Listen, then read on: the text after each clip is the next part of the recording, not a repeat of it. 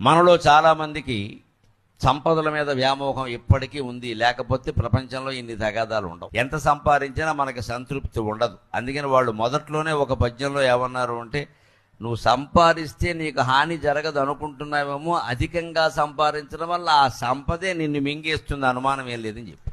సంపదల విషయంలో సంతృప్తి పడకపోతే, ఇంత సంపద ఉంది కాబట్టి నాకే హాని జరగదో అన్న అజ్ఞానంలో ఉంటే ఓ మానవా గుర్తుపెట్టుకో, నీ సంపదే నీకు హాని. అలాగని సంపద లేకుండా ఉంటావా? ఉండాలి, మనకు అవసరమైనంతే ఉండాలి. విపరీతంగా సంపాదించుకుంటే ఎవరో ఒకళ్ళు పట్టుకెళ్ళిపోతారు. ఇంకా గొప్ప బంధువులే ఉంటారు, మిత్రులు ఉంటారు, అప్పు అడుగుతారు, ఇవ్వకపోతే కోప్పడతారు, ఇస్తే తిరిగి ఇవ్వరు, అనుమానం లేదు. అంచేతని సంపద ఎక్కువ ఉంటే ప్రమాదం ఏమిటంటే దొంగల భయం ఒకటి, బంధుమిత్రుల అప్పుల భయం ఒకటి, ఇన్కమ్ ట్యాక్స్ భయం ఒకటి. అది ఉందిగా, ప్రభుత్వం ఊరుకుంటుందా?